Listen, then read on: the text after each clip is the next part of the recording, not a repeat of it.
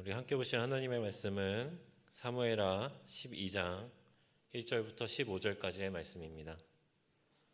구약성경 사무엘하 12장 1절로 15절까지의 말씀입니다. 제가 가진 성경으로 구약 479페이지 정도 있습니다.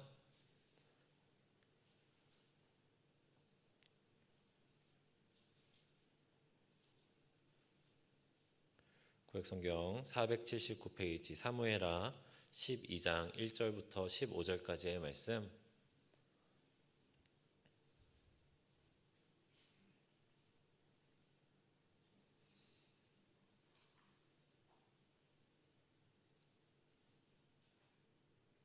우리 다 찾으셨으면 한 절씩 교독하고 마지막 절은 함께 읽겠습니다.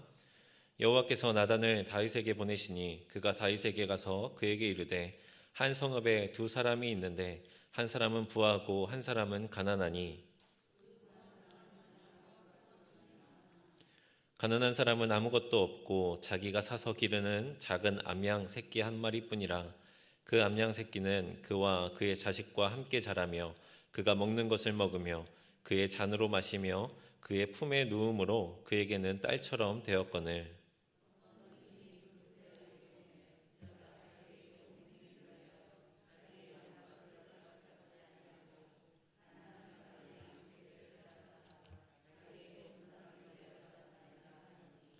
다윗이 그 사람으로 말미암아 노하여 나단에게 이르되 여호와의 살아계심을 두고 맹세하노니 이 일을 행한 그 사람은 마땅히 죽을 자라.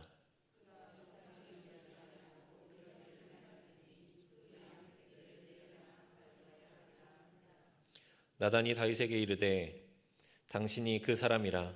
이스라엘의 하나님 여호와께서 이와 같이 이르시기를 내가 너를 이스라엘 왕으로 기름 붓기 위하여 너를 사울의 손에서 구원하고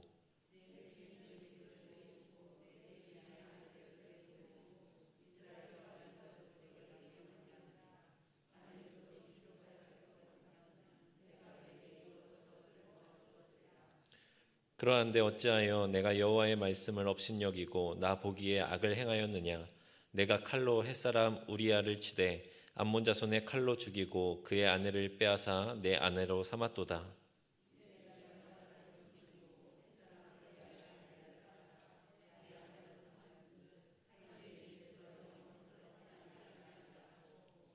여호와께서 또 이와 같이 이르시기를 보라 내가 너와 내 집에 재앙을 일으키고 내가 내 눈앞에서 내 아내를 빼앗아 내 이웃들에게 주리니 그 사람들이 내 아내들과 더불어 백주에 동침하리라.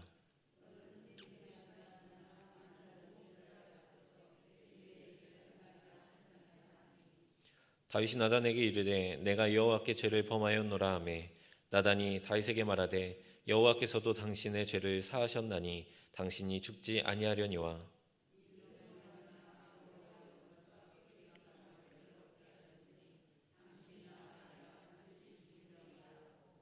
함께 있습니다. 나단이 자기 집으로 돌아가니라. 우리아의 아내가 다윗에게 낳은 아이를 여호와께서 치심에 심히 앓는지라. 아멘. 할렐루야. 오늘도 하나님의 크신 사랑과 은혜가 저와 여러분의 삶에 충만하게 임하시기를 주님의 이름으로 축원합니다. 아마도 여기 계신 많은 아내분들은 공감하실 텐데요. 제가 저희 아내에게 혼나는 수많은 이유들 중에 한 가지가 바로 아파도 웬만해서는 병원에 가지 않는 것입니다. 사실 이게 핑계처럼 들리실 수 있겠지만 제가 보통의 남편들, 보통의 남자들의 입장을 좀 대변하자면 이 정도 아픈 것은 그냥 조금 시간이 지나고 나면 금방 괜찮아질 것이라는 것을 알기 때문에 병원에 가지 않는 것인데 이게 참 부인들 또 아내들의 입장에서 볼 때는 그보다 미련할 수도 없고 그보다 답답할 수 없는 것 같습니다. 물론 이 남자들도 병원에 가서 엉덩이 주사 한 대 딱 맞고 약 받아다가 집에서 몇 번 먹고 나면 병이 금방 낫는 거를 왜 모르겠습니까? 그렇지만 사실 병원에 가기 위해서 씻고 준비하고 운전해서 가서 주차하고 접수하고 또 긴 줄을 기다렸다가 진료받고 주사 맞고 약국에 가서 또 줄 서고 약을 타고 집으로 돌아와 매 끼니마다 또 약을 챙겨 먹어야 되는 그 일련의 과정들이 너무나도 귀찮기 때문에 그러느니 조금 몸이 힘들더라도 집에 있는 약 하나를 먹고 입을 푹 뒤집어 쓰고 땀 한 바가지 쫙 흘리고 나면 다 나을 거라는 걸 알기 때문에 병원에 가지 않는 것이죠. 그런데 이렇게 감기나 혹은 속이 안 좋다거나 이런 것들이면 괜찮은데 어떤 사람들은 어디 부딪혀가지고 피가 나거나 아니면 손발이 팅팅 부어도 병원에 안 가는 사람들이 있습니다. 마치 텔레비전에 나오는 자연인처럼 민간요법들을 가지고 자연 치료를 하려는 사람들이 있죠. 이 말을 하면 저희 아내가 또 웃을 텐데 그게 바로 접니다. 아내 말대로 하면 징그럽게 말을 안 듣고 참 미련하다라는 사람이 바로 저인 것이죠. 그런데 이게 또 어렸을 때부터 병원을 자주 다니다 보니까 이제 어디가 다치거나 아프면 의사 선생님이 어떻게 치료하고 또 어떤 처방을 내리실지를 너무 잘 알고 뻔히 알고 있으니까 굳이 내가 병원에 가야 되나 싶은 생각이 들기 시작했기 때문입니다. 이처럼 세상에는 저와 같은 사자들, 다시 말하자면 가짜 전문가들이 생각보다 참 많습니다. 전문 지식이 없으면서도 마치 다 알고 있는 양 자만하고 교만하고 그런 사람들이 생각보다 많은 것이죠. 그런데 이런 사람들의 특징은 자존심이 매우 강하다는 것입니다. 얘기를 하다 보니 자기가 하는 말이 자기가 생각해도 틀리다는 것을 깨닫더라도 결코 인정하려 들지 않습니다. 그런데 이처럼 고집센 사람들조차도 자존심을 다 내려놓고 말을 들을 수밖에 없는 사람들이 있습니다. 그게 누구냐면 바로 강영욱 훈련사와 오은영 박사와 백종원 대표입니다. 요즘 유행하는 말 중에 약은 약사에게, 개는 강영욱에게, 아이는 오은영에게, 사람은 백종원에게 라는 말이 있습니다. 어떤 문제가 있는 개라 할지라도 강영욱 훈련사를 만나게 되면 문제가 해결되고 또 아무리 말을 안 듣는 아이라고 할지라도 오은영 박사님한테 가면 우리 아이가 달라지는 기적이 일어나고 또 사람은 고쳐 쓰는 게 아니라는 말이 절로 나올 정도로 참 철없고 고집스러운 사람도 백종원 대표를 만나고 나면 사람으로 만들어준다는 우스갯소리입니다. 그렇다면 그렇게 자존심 강하고 쉽게 뜻을 굽히지 않는 그 사람들이 대체 어떠한 이유로 이 사람들을 만나게 되면 변할 수 있게 되는 것일까요? 그것은 바로 그들의 권위를 인정했기 때문입니다. 강영욱 훈련사가 보호자님 하고 외치면서 강아지는요 반복되고 지속되는 소리를 들으면 불안해해요 라고 이렇게 얘기를 하면 그것을 듣고는 내가 그동안 알고 있었던 지식으로 그 말을 평가하거나 판단하기보다는 그 훈련사의 말을 듣고 행동하다 보니 이 강아지의 행동이 변화되는 모습들을 눈으로 보면서 그 사람은 정말 전문가구나, 이 사람은 권위자구나 라는 것을 깨닫게 되는 것이죠. 그래서 결국엔 고개를 끄덕이게 되고 결국 그 사람의 말을 신뢰하고 수용하게 되는 것입니다. 이처럼 우리는 누군가의 권위를 인정할 때에 그를 신뢰하고 따를 수가 있는 것입니다. 오늘 우리가 함께 읽은 사무엘하의 말씀에도 두 사람이 등장합니다. 바로 다윗 왕과 나단 선지자입니다. 오늘 말씀 사무엘하 12장의 앞장인 11장을 보면 이스라엘과 암몬의 전투가 다시 시작되어서 이스라엘 군대가 이제 암몬의 수도인 랍바를 함락하기 위해 군사들을 이끌고 이제 전쟁터에 나가 있었던 상황이었습니다. 그런데 그때 다윗은 전쟁에 나가지 않고 왕궁에 거하다가 늦은 밤 왕궁의 옥상을 걷고 있다가 한 여인을 만나게 됩니다. 우연히 목욕을 하고 있던 아리따운 여인을 발견하게 되는데 그 아름다움에 반해 그 즉시 사람을 불러서 저 여인이 도대체 누군지 알아보라 라고 명령을 하게 됩니다. 보냈던 자가 돌아와서 그 여인이 엘리암의 딸이요 햇사람 우리아의 아내 밧세바임을 다윗에게 전해 주었습니다.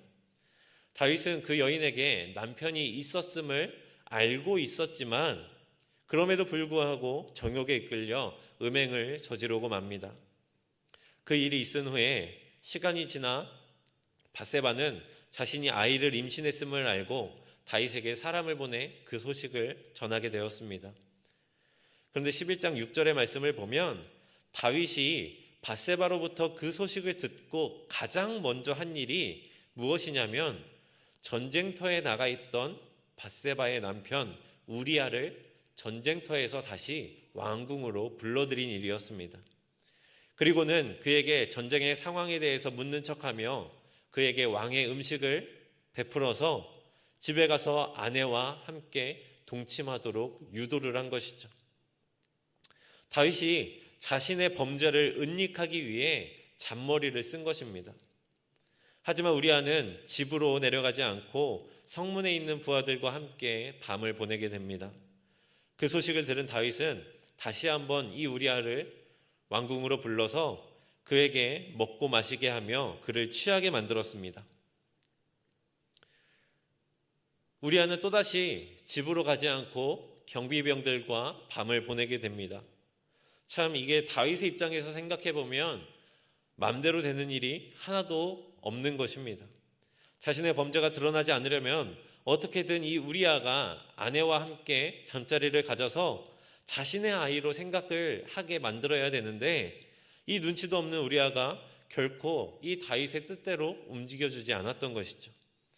그래서 다윗 왕은 결국 최후의 수단을 쓰기로 결심합니다.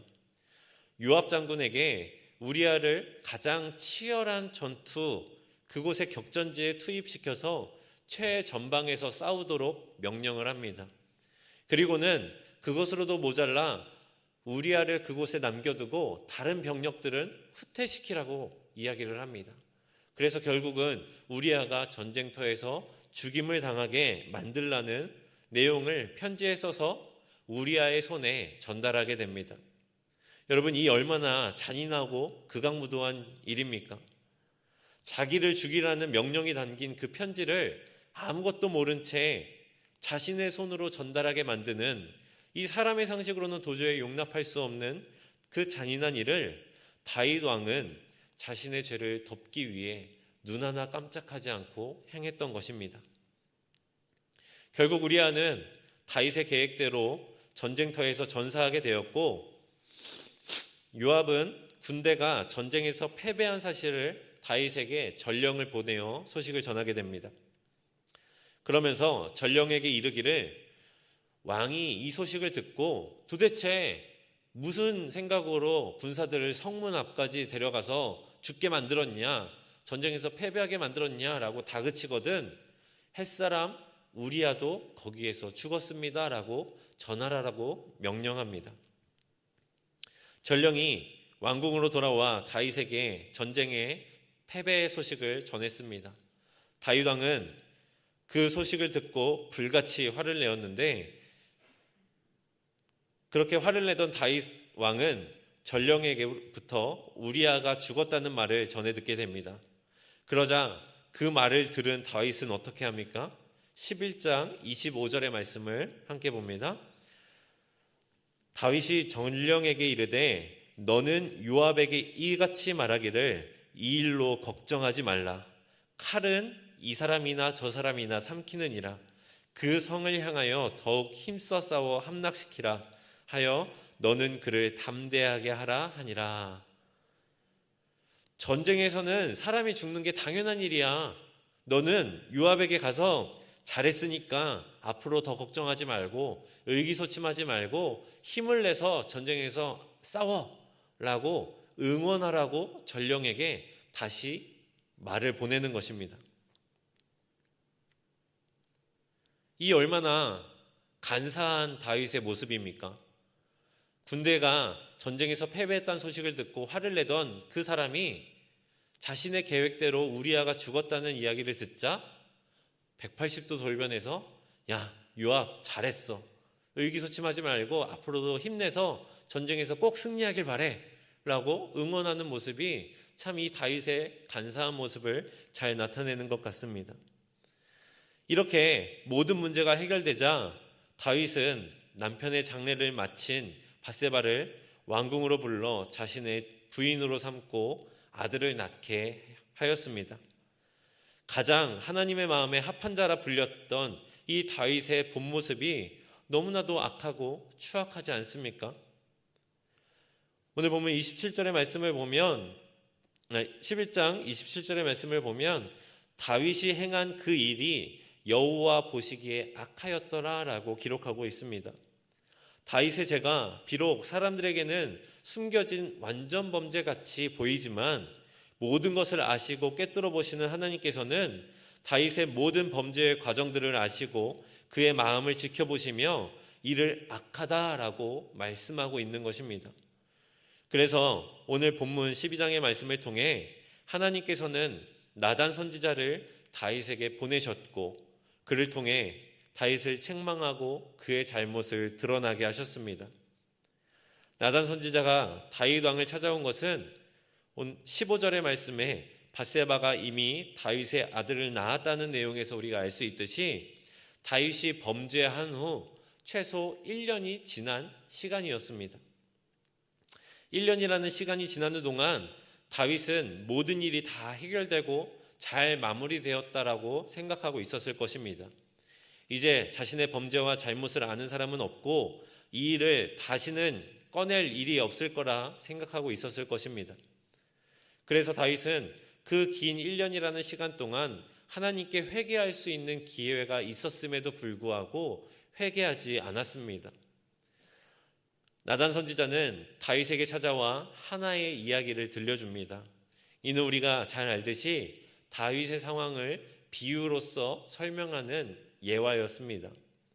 한 성읍에 두 사람이 살고 있었는데 그 중에 한 사람은 양과 소를 매우 많이 가진 부자였고 다른 한 사람은 자기가 직접 사서 기르는 어린 암컷 양 한 마리뿐인 가난한 사람이었다고 합니다.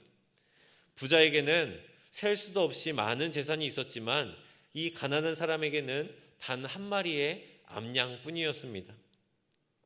여러분, 암컷 양 한 마리로 무엇을 할 수 있겠습니까? 순양이라도 한 마리 더 있었다면 새끼를 계속 낳아서 재산을 불릴 기회라도 있었겠지만 그럴 수도 없는 상황인 것입니다. 때문에 이 가난한 사람에게 이 한 마리의 암양은 자신의 재산의 의미를 넘어서 그가 가진 전부를 의미한다고 볼 수 있습니다. 3절 말씀에 보면 그 암양 새끼는 그와 그의 자식과 함께 자라며 그가 먹는 것을 먹으며 그의 잔으로 마시며 그의 품에 누움으로 그에게는 딸처럼 되었거늘이라고 말합니다. 이 암양은 이 가난한 자에게는 가족과도 같은 존재였습니다. 많은 성서학자들은 이 암양이 밧세바를 의미한다고 이야기를 합니다. 즉 우리아에게 밧세바는 가족이자 그가 가진 전부였던 것입니다. 여기에서 가난한 사람을 나타낼 때 쓰인 이 가난하다라는 단어의 의미를 살펴보면 이 가난은 다른 사람에 비해서 재산이 부족하거나 가난하다는 상대적 가난이 아니라 삶을 살아가는 데 있어서 기본적으로 가지고 있어야 할 최소한의 것도 없는 그러한 절대적인 의미의 가난을 의미하는 단어라고 합니다. 그에 비하면 부자로 비유된 다윗은 그 누구와도 비교할 수 없는 이스라엘에서 가장 많은 부와 권력을 가진 사람이었습니다. 그런데 그 부자가 자신을 찾아온 나그네를 대접하기 위해 자신의 양과 소를 죽이지 않고 가난한 사람의 그 한 마리뿐인 가족과도 같은 그 양을 강제로 뺏어다가 나그네를 대접했습니다.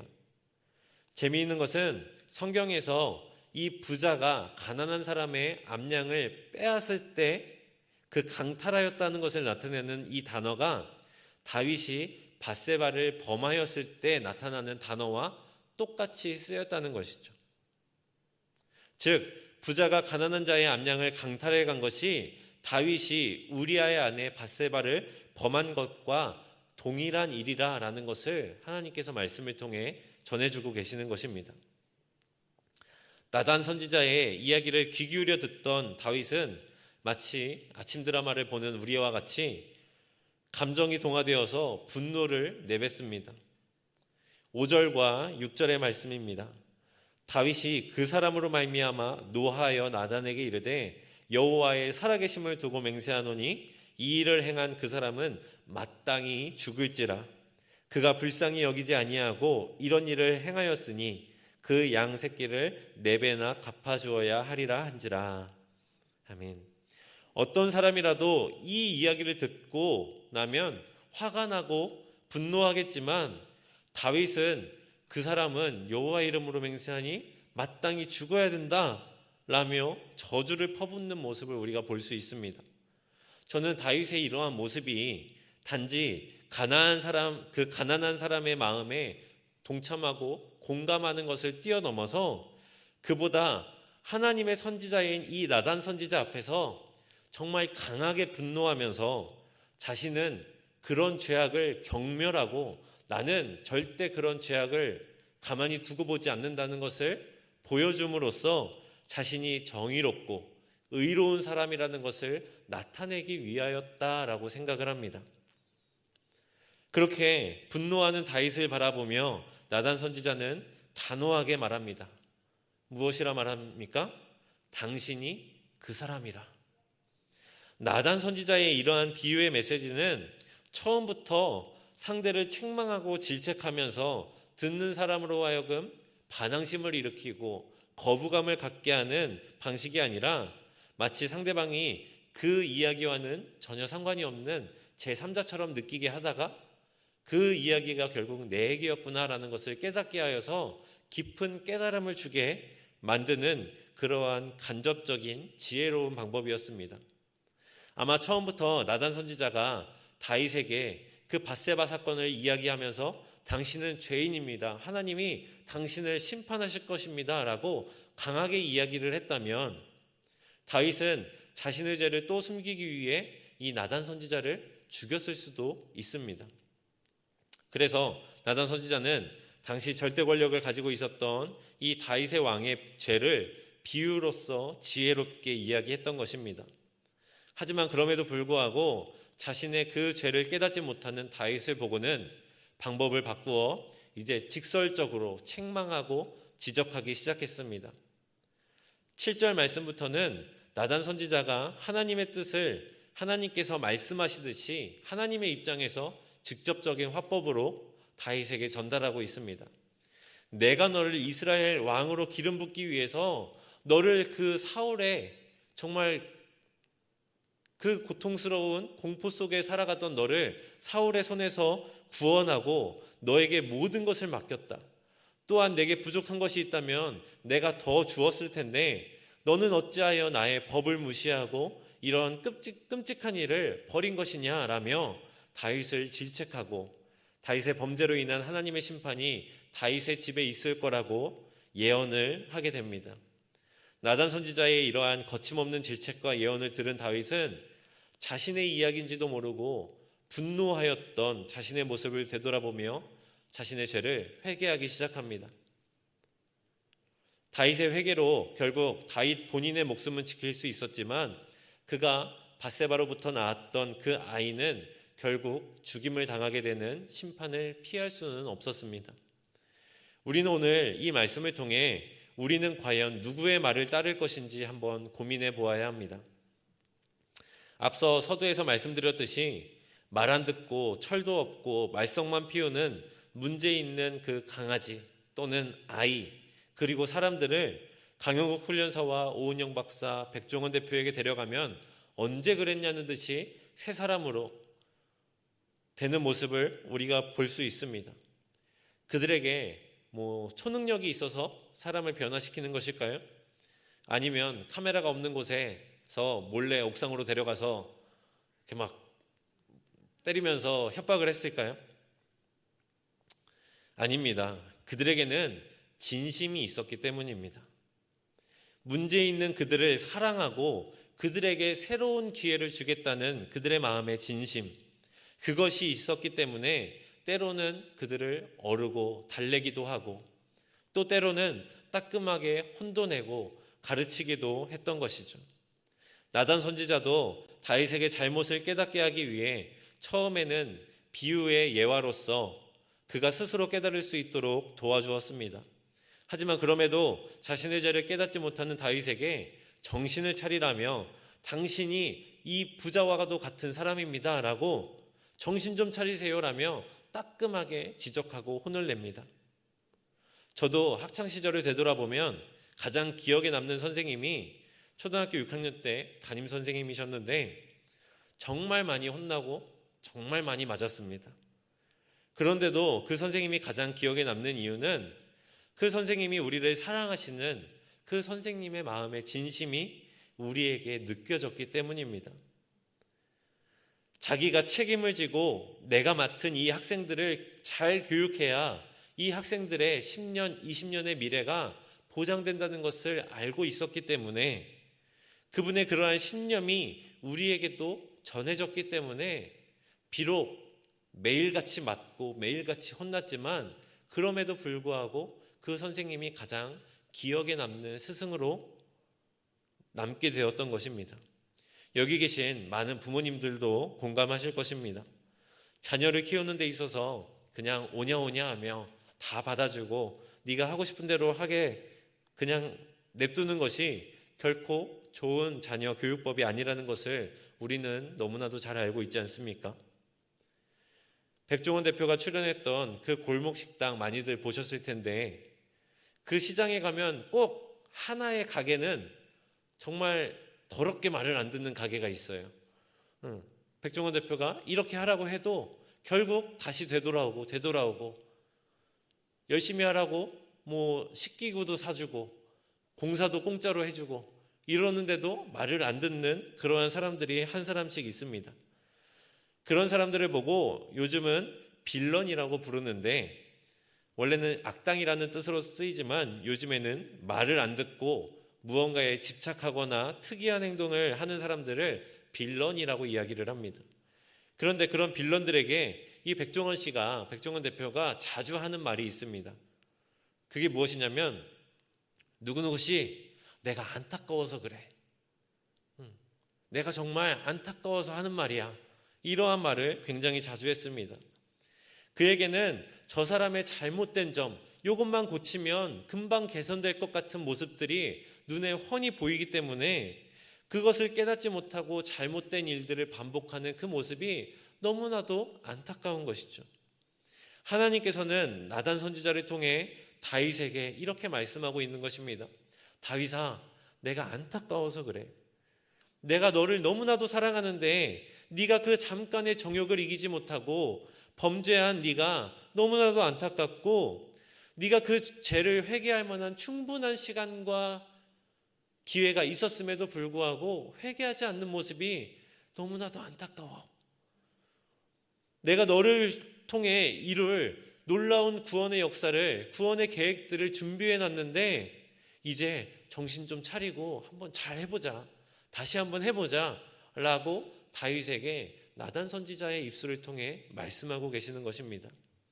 그리고 하나님은 이러한 마음을 지금 이 순간에도 나단 선지자의 입을 빌려 다윗을 깨닫게 하신 것처럼 저와 여러분들을 향해서도 누군가의 입을 빌려 누군가의 행동을 통해 또한 여러 가지의 방법들을 통해서 하나님께서 우리에게 말씀하고 계십니다. 진규야, 내가 안타까워서 그래. 내가 너를 너무나도 사랑하는데 내가 너 때문에 나의 사랑하는 독생자 예수도 너를 위해 이 땅 가운데 보냈는데 왜 정신 못 차리고 있니? 네가 회개만 하면 다 용서해 줄게. 이제 정신 차리자. 한번 잘 해보자. 이렇게 말씀하고 계시는 것입니다. 여러분, 몸이 아픈데도 고집을 부리고 병원에 가지 않아 병을 키우는 그러한 어리석은 사람들처럼 내 안에 꼭꼭 숨겨둔 죄악들을 애써 외면하면서 하나님의 심판을 더 키우는 어리석은 자들이 되지 맙시다. 아무도 모를 것이라 생각했던 죄라 할지라도 하나님만은 모든 것을 알고 계십니다. 하지만 하나님은 그것들을 지켜보시며 우리가 먼저 그 죄를 자백하고 회개할 기회를 주고 계십니다. 병원에 가서 의사에게 내가 아픈 곳, 내가 불편한 곳을 이야기해야만 의사가 처방을 해줄 수 있는 것처럼 지금 내 삶을 되돌아보며 내 마음을 되돌아보며 내 안에 아직 해결되지 않은 죄의 문제들과 삶의 문제들을 주님 앞에 모두 다 내려놓고 고백합시다. 때로는 속에 있는 죄를 드러내고 또 애써 힘겹게 묻어두었던 그 문제들을 다시 드러내고 해결하는 과정이 고통스러울 수도 있고 수치스러울 수도 있습니다. 하지만 아무도 고칠 수 없을 거라 생각했던 그 문제 있던 아이가 언제 그랬냐는 듯이 아주 사랑스러운 아이로 변하는 것처럼, 사람을 물고 정말 무서웠던 그 강아지가 다시 온순하고 사랑받는 강아지가 됐던 것처럼, 언제 사람이 되고 사랑구실을 할 수 있을까 걱정했던 그 빌런들이 가장 모범생이 되었던 모습처럼, 하나님은 오늘도 우리에게 영적인 멘토를 보내주셔서 우리의 잘못들을 되돌아보게 하십니다. 무책임한 정죄나 비난이 아니라 정말 그 사람이 잘 되기를 진심으로 바라는 그 교훈과 책망이 우리 신갈교회 성도들 안에서 더욱더 생겨나기를 간절히 소망합니다. 서로가 서로에게 이 나단 선지자가 되어서 함께 하나님의 사랑 안에 거할 수 있도록 신앙으로서 성장해 나가시기를 주님의 이름으로 소망합니다. 사랑하는 신갈교회 성도 여러분, 과연 우리는 누구를 따르시겠습니까? 내게 달콤한 말로 다 괜찮다고, 네가 하고 싶은 거 다 하라며 우리를 유혹하며 가만히설로 우리를 유혹하는 사단의 뜻을 따르시겠습니까? 아니면 내가 잘 되기를 진심으로 바라며 가끔씩은 따끔하게 혼도 내고 책임을 묻지만 결국에는 모든 잘못을 대신 지시고 용서해 주시는 하나님의 온전하신 뜻을 따르시겠습니까? 오늘 말씀을 통해서 이 질문에 단 1초의 고민도 없이 나는 하나님을 따르겠노라 결단하는 저와 여러분들이 되시기를 주님의 이름으로 간절히 축원합니다. 우리 말씀을 기억하며 기도하겠습니다. 시간 감사원금 박상규 구미정 권사님, 작정감사원금 김다빈, 김태영 드리셨습니다. 사랑의 하나님 감사합니다. 하나님, 우리의 삶 가운데에 찾아와 주셔서 범죄하고 주님 앞에 부끄러운 모습으로 서 있는 저희들에게 하나님의 나단의 선지자를 보내주셨던 것처럼 오늘날 우리에게도 영적인 멘토를 보내주셔서 우리의 죄를 깨닫게 하시고 묻어두었던 우리의 마음속에 있는 모든 죄악들을 주님 앞에 고백하며 회개하는 저희 되게 하여 주시옵소서. 주님, 사순절 기간 동안 나를 위해 십자가에 못 박혀 죽으신 예수 그리스도의 그 고난을 묵상하며 나도 주님과 함께 십자가에 못 박혀 죽기를 소망합니다. 내 안에 있는 모든 더러운 죄악들 용서하여 주시고 우리 신갈교회 모든 성도들이 서로가 서로에게 나단 선지자가 되어서 잘못된 것들을 지적하여 주고 그것들이 하나님 안에서 깨끗하여질 수 있도록 서로를 위해 진심으로 중보할 수 있는 거룩하고도 귀한 공동체 될 수 있도록 주님 인도하여 주시옵소서. 주님께서 우리와 함께 하심을 믿사오며 이 모든 말씀 예수님의 이름으로 감사하며 기도하옵나이다. 아멘. 교회 소식 말씀드리겠습니다.